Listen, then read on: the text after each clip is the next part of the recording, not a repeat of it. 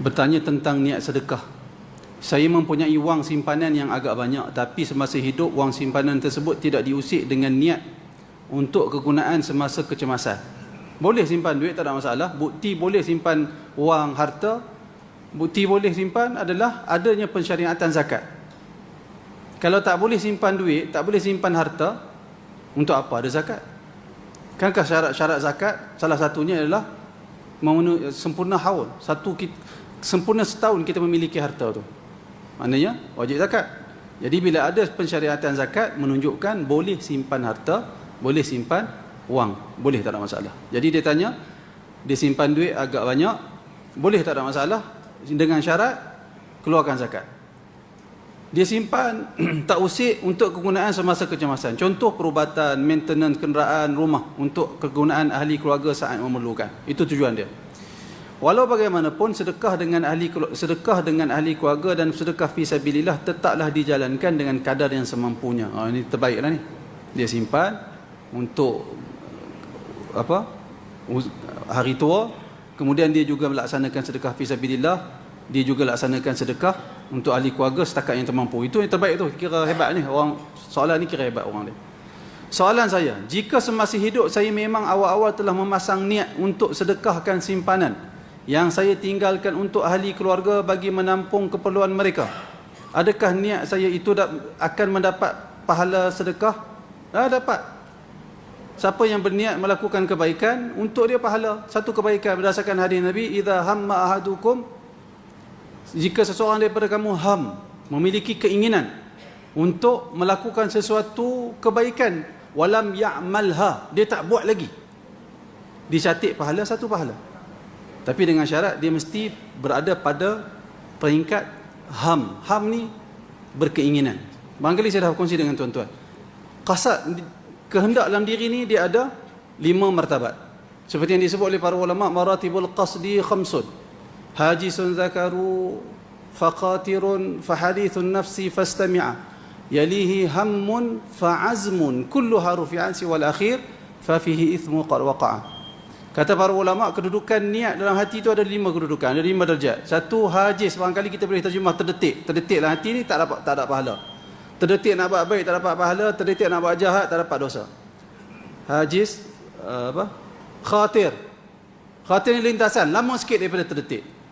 Lintasan nak buat baik tak dapat pahala, lintasan nak buat jahat tak dapat pahala. Selepas khatir dia ada hadithun nafs, dia duduk bercakap dalam hati dia. Dia tak buat keputusan lagi, dia duduk bercakap. Bercakap nak buat baik belum dapat pahala lagi. Selepas yang ketiga, iaitulah kedudukan martabat yang keempat, iaitulah ham ni dia nak buat. Dia dah buat keputusan nak buat, tapi tak buat lagi. Kalau dia melakukan kebaikan, dia dapat satu pahala, tapi tak buat, dia dapat satu pahala. Melakukan kejahatan, tak dapat dosa lagi. Itu kelebihan pahala. Niat nak buat baik dah dapat pahala, niat nak buat jahat, berkeinginan nak buat jahat, belum dapat dosa. Yang akhir sekali, azmun, keazaman.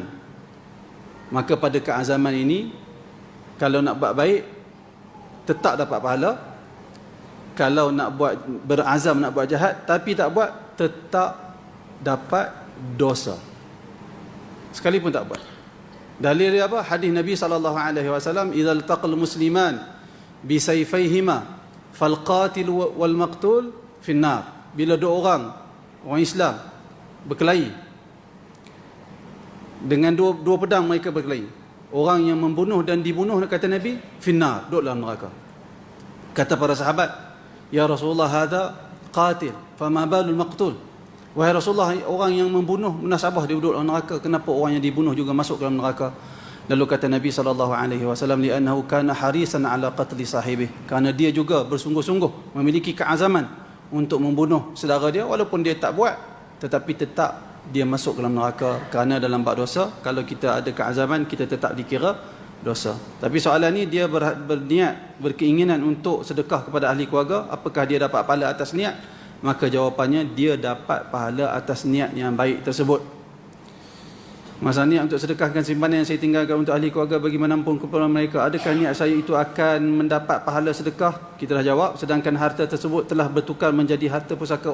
Harta tersebut setelah dia mati dapat kepada ahli keluarga dia, dia dapat pahala niat lah. Dia dapat pahala niat.